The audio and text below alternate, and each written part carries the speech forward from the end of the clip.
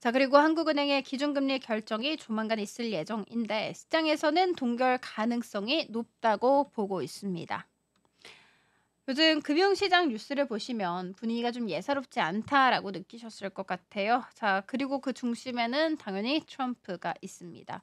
자, 이게 단순히 미중 간 무역 갈등을 넘어서서 글로벌 공급망 전반을 흔드는 구조적인 충격으로 번지고 있는데 이 충격파가 우리나라 경제 그리고 금융시장에 어떤 영향을 주고 있는지 하나씩 짚어드리도록 하겠습니다. 자, 먼저 기준금리 이야기부터 시작해 보도록 할게요. 오는 4월 17일에 한국은행이 통화정책 방향 회의를 열고 기준금리를 발표할 거라고 합니다. 요즘 같은 시기에는 금리가 굉장히 중요하게 느껴지죠. 왜냐하면 금리는 결국 경제 전반의 속도 조절 장치이기 때문입니다.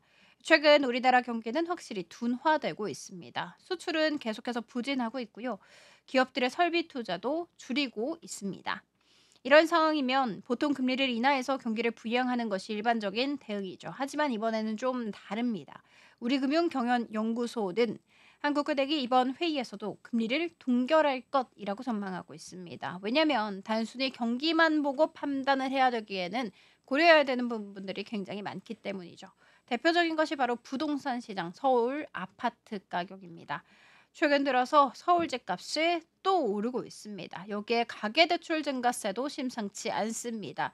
그런 상황에서 금리를 내려버리면 자칫 부동산 시장에 과열이 일어날 수 있습니다.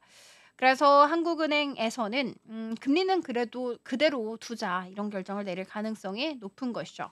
자, 그리고 하지만 또 하나의 시나리오도 함께 제시되고 있습니다. 바로 기준금리를 0.25%포인트 인하하는 가능성.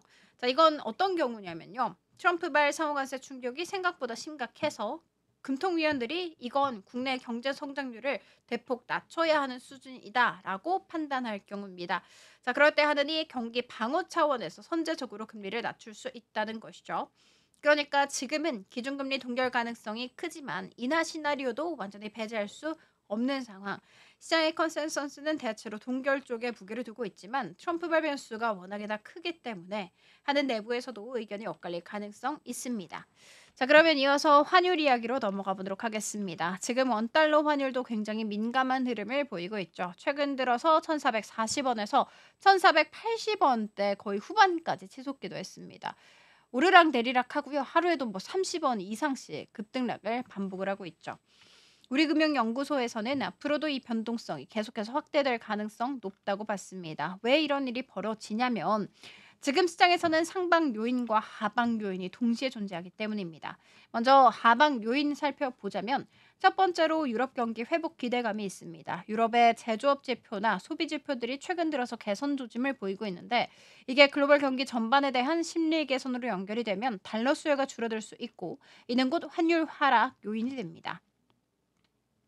자, 두 번째, 일본은행의 조기 금리 인상 가능성입니다. 일본은 그동안 세계에서 거의 유일하게 마이너스 금리를 고수해오던 나라였는데 그런데 최근 물가가 잡히면서 일본 은행도 드디어 금리를 올릴 수 있다는 기대가 생기고 있습니다. 자, 만약 일본이 금리를 인상을 하게 된다면 엔화가 강세를 보이고 이는 원화에도 긍정적인 영향을 끼칠 수 있습니다. 자, 세 번째, 국내 정치적 불확실성 완화입니다. 최근에 헌법재판소가 윤석열 전 대통령 탄핵과 관련된 판결을 내리면서 정치적 불확실성이 다소 해소가 됐죠. 자, 이것도 환율 하방 요인 중 하나입니다. 자, 그렇지만 이제 상방 요인도 살펴봐야겠죠. 만만치 않습니다.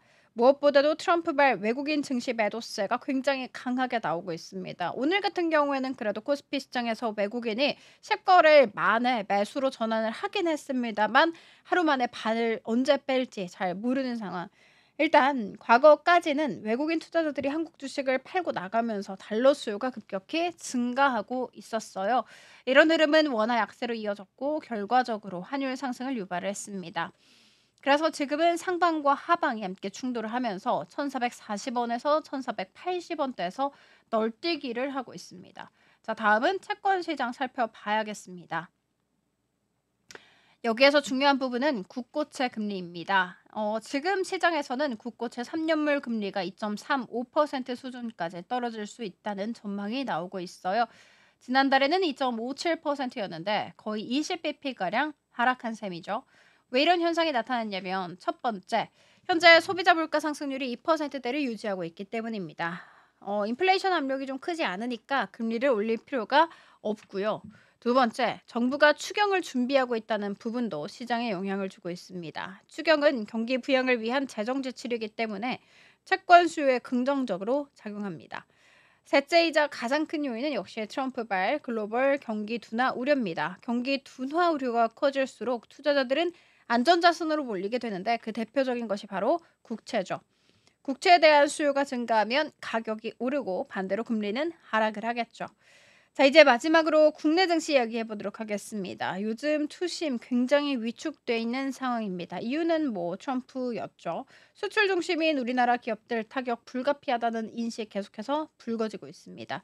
여기에 대해서 또 공매도까지 재개가 된 상황, 특히 일부 업종, 뭐 예를 들어서 2차 전지 반도체 같은 것들은 공매도의 타겟이 되기 쉬운 만큼 불안감이 더 커질 수밖에 없습니다.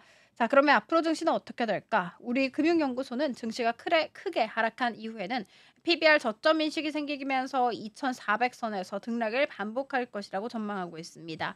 그러니까 지금은 너무 싸다는 인식이 투자자들 사이에 퍼질 수 있는 구간이라는 것이죠. PBR이 역사적 저점 수준까지 내려왔다면 기술적 반등이나 저가 매수세가 들어올 여지도 있습니다. 결국 지금의 증시는 리스크 회피와 저가 매수 사이에서 줄다리기를 하고 있다고 보시면 되고요. 정리해보자면 지금 우리나라 금융시장은 트럼프발 상호관세 충격을 정면으로 맞았었고 이 여파는 금리 환율, 채권, 증시 등 전 영역에서 동시에 다발적으로 펼치고 있습니다. 자, 한은은 당연히 신중하게 금리를 결정할 것으로 보이고 당연히 유지 쪽으로 힘이 쏠리고 있습니다. 따라서 지금은 시장을 좀 예측하기보다는 불확실성을 전제로 대응 전략을 세워야 하는 시기라고 볼 수가 있습니다.